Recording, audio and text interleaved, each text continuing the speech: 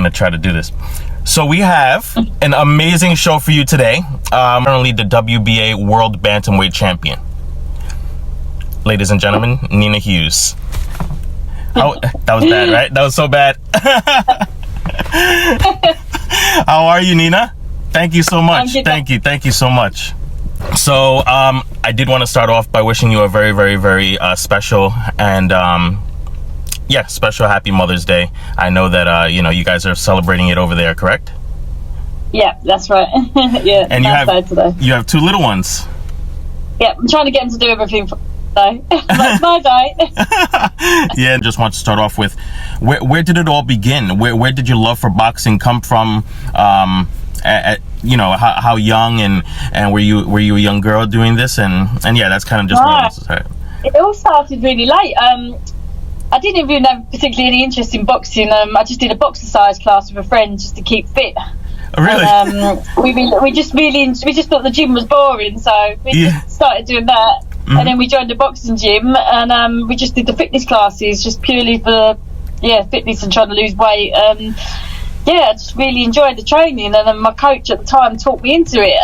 Really? Yeah, I never actually wanted to box or followed boxing. Never followed it either, and then you just realized you were like this amazing little piece of dynamite over here that just.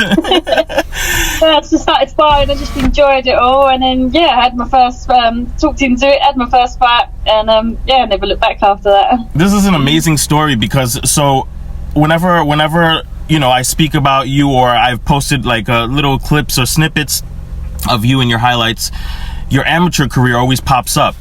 And when did you start your amateur career? I was about 25, 26 when I had my first. Really? Okay. Yeah. Oh, that's awesome. Really late. Mm-hmm. But it all went really quickly, to be fair. Like, I'd won my first national novice title in the first year. And then within, I think I'd only been boxing 18 months, and I went for selections for the first ever female Great Britain squad for the 2012 Olympics. That's right. First time I did read that, yes. Women's boxing was in the Olympics, so they kind of created that. And I was obviously against all much more experienced people at Boxing International. Didn't think I'd get picked, and got picked for that. And you got picked? That's amazing. Yeah, so that was really good. I trained there on the GB squad full time. For 2 years, which is a great experience. Travelled all around the world, competing, representing my country. Missed out on the Olympics to Nicola Adams. Yes. Who then went on to win gold. So that's understandable. She was a lot more experienced than I was at the time. And I did stop boxing. After that, I was a bit demoralised from it all. I did stop boxing for 3 years. Had my first child. Oh, in that interim period, okay. Put on loads of weight, and then decided to start training again to lose the weight. Wow. I set myself a target just to have one fight, and that was it. And then I just fell back in love with the sport. Really? And when I got pregnant second time round, I was back in the gym 3 weeks afterwards because I knew I wanted to carry on, and I wasn't finished yet. Oh my god! That's so the whole journey has really been on just kind of like what your lifestyle is about health and fitness. Right? It's just been kind of like that, and then boxing just kind of fell into place there. Come on, how can you not love that story? That's amazing. That's crazy. So when you say you were talked into it, you really had no desire whatsoever. No desire. No. I remember going to watch one of the club's amateur show and thinking, God, I can't get up in front of all them people. Imagine if I get beaten up.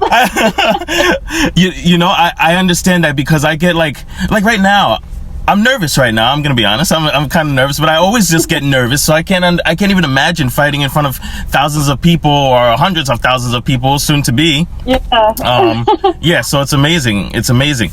After the amateurs, and when your coach convinced you to turn pro. Yeah. How did you go about that transition, I guess, for the youth or the younger generation or the amateurs that are trying to break into pro boxing and are on the fence or not really sure of what they want to do? How'd you do it?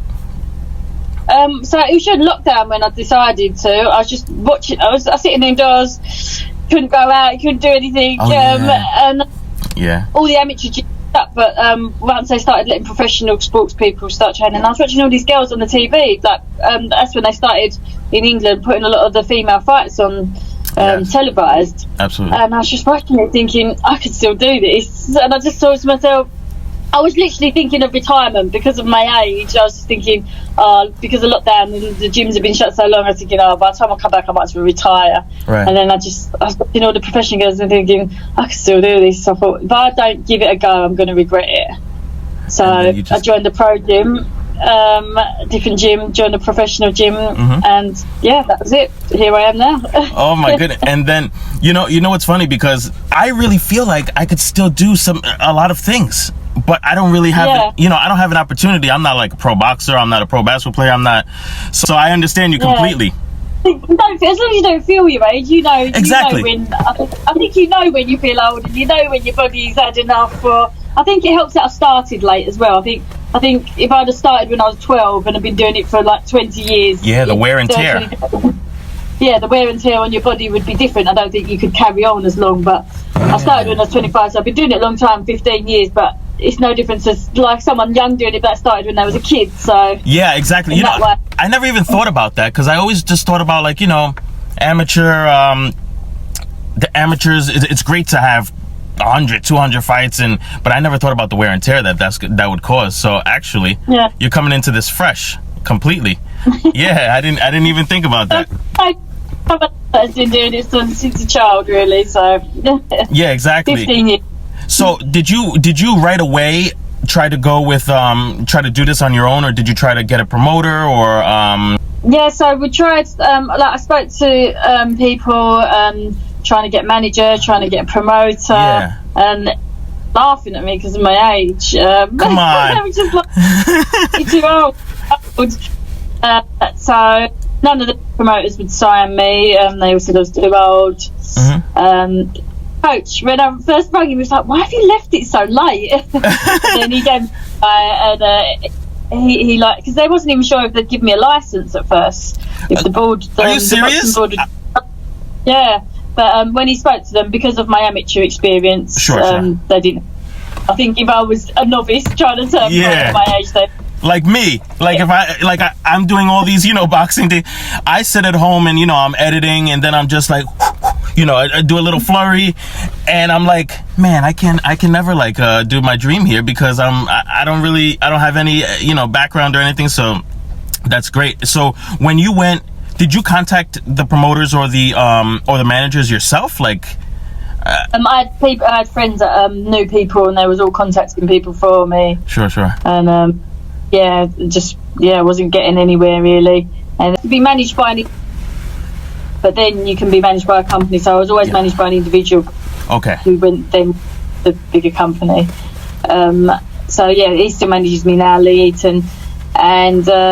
But we just couldn't get any of the big promoters. No, and it's hard because you just have to. In England, like with the small hall shows, it's all about selling tickets. Yeah, I've heard. That's right. Yeah. To fund your opponent. So it's really hard. If you don't sell enough tickets, you can be at a loss. You need to pay for your opponent. This is stressful, I would imagine, right? Like this is. Well, yeah, it was really hard. That's what stopped me turning professional earlier. Because Lee at I was back in, I think it was like 2017. He did approach me about telling me I could not be bothered to sell tickets. That's what I'm saying. Like, how are you going to train and worry about selling tickets? Like, that's a lot. It is, because you have to sell at least about 80 to cover your opponent, really. Oh my goodness. Yeah. So, I worry about getting 80 tweets or likes on my tweet here. I don't even know how I'm gonna get. How would I get all these people to commit to this? So I've spoken to a lot of female boxers here in the U.S. and I asked you because you're kind of like overall package and story that I feel like everyone would like to travel down that road, and the ones that put in all the hard work, of course. Obviously, I had my first few, but my manager's really good. He got me the Commonwealth title and the WBO international title in my third fight. So that that's right, in the third fight. Yeah, my third fight. So winning 2 titles in my third fight against another undefeated fighter definitely helped boost me and ups me up the rankings. Did you try to talk to Matchroom before you got signed to Matchroom? Like, were they one of the ones that actually turned you down? No, come on. Really? That must have been the best thing when you won and you were like, Eddie, come on. That's so awesome. That's so awesome. So you did. You tried to. Yeah, I mean, we were offering like, and then after I won my Commonwealth title, yes, we was offering like other big promoters we was offering to pay for our own opponent, so it didn't cost them anything, just to put me on the TV, just to show them what I could do. Sure, showcase, just to give that opportunity of. But yeah, we just wasn't getting anywhere, even with the 2 titles. Thought they would help a lot more. That's crazy. And then, yeah, until obviously, yeah, this opportunity with Jamie Mitchell come up, and what did you feel like when you got that phone call? Obviously, you were like, yeah, this is I could do this. Like, so grateful, and just hoped it actually happened. And then you did it. And how was that feeling? How was that feeling when your hand was raised? I need to hear this. Like, what were you thinking? What was going through your mind? I don't know, it was just the best feeling in the world. Like, I was confident I'd won, but you're never sure of the judges, are you? That's the decision. So we was just praying, and yeah, it was the best feeling in the world. I think it was some of your family members, or someone posted something on your, I think it was your Twitter. They were watching your fight, and they went absolutely insane. I watched that video like 10 times. It was only like 30 seconds. You probably know the video, right? Stop watching it. I'm back home like watching it. They've been to like every one of my fights in England. They were desperate to come over there, but obviously it's expensive to get out there. And yeah, it was so nice, because you don't realise how much people support you until you see things like that. So it was a good feeling. I love that video. I watched it about a million times. Yeah, me too. You'll see our reaction over here in New York. Like, imagine this. Like, it's you're genuine. You just, people like you because of what you represent. You're not, you're not gimmicky. You're not like disrespectful. You're not, you know what I mean? You're a mother first, and you're just following your dream, and you're doing it. So me, a guy in New York over here, I just randomly found you. Like, I just randomly found you, and I followed you I followed you after that fight, or right before that fight. I watched that fight. And then ever since then, I've just been trying to, like, because there's a few women that I really believe in. I really believe in you. I really feel like you're gonna do it. I really do. Thanks. So what are your plans now, moving forward? What's your next stop? Boxing. I said hopefully it's going to be beginning of June. Okay. Hopefully get done in Courtenay. Should be the next fight. Hopefully June 10th. Maybe. Okay.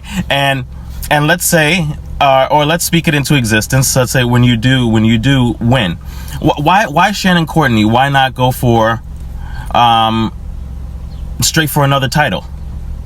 So we wanted Ebanie Bridges next, but she's injured. Right, that's right. And so she's not going to be out till October. October, yeah. Yeah, and then obviously Shannon Courtenay's with Matchroom as well, so that was just an easy fight to make. She wanted the rematch with Jamie Mitchell, so she feels like she deserves the opportunity, and we're more than happy to give her the opportunity. So that's good. That'll bring you to 6-0. I mean, that's a great fight. Actually, that's an exciting fight. Yeah. And then, do you have any desire to go for the other belts?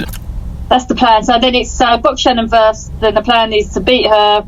Hopefully then get the fight with Ebanie Bridges, take her belt, and then we'll look at the other two. Oh, okay. I was gonna say, and he wants the rematch with Courtenay because she obviously lost to Courtenay. Yeah. Beat her.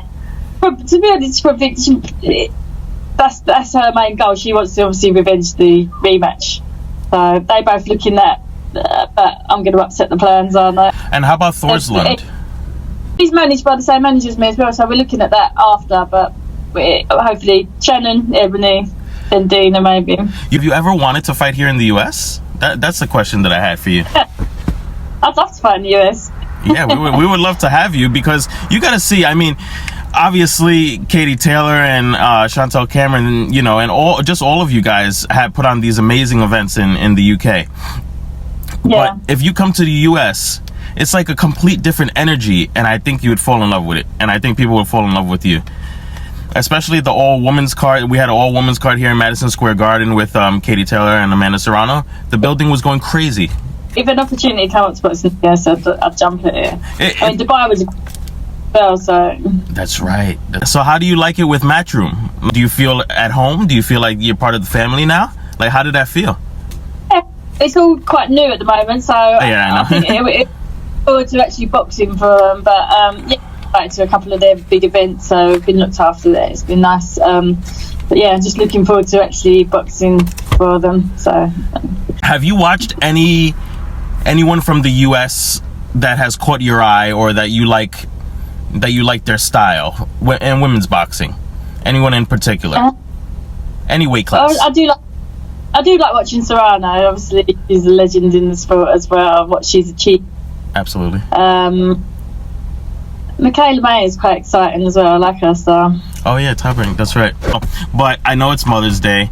I did take a decent amount of your time. I did want you to at least leave our followers with some kind of message, because I know that we have a lot of young followers, and yeah, they would love to hear what you have to say. Never give up in your dreams, no matter what obstacles get in the way. I realise that there's been times when I've wanted to give up, but I've kept pursuing my dreams, and them dreams have finally come true. Oh my goodness. I thought I could never pursue my dreams, so this is actually good for me too, that you just given me this little I thought I was done with my dreams. So that's awesome. You're an inspiration, amazing inspiration, and just know that we're watching you over here, and we really genuinely are supporters of you, and you'll see. And hopefully we'll see you in June, or we'll talk to you right before your fight, and we can celebrate together. Thank you.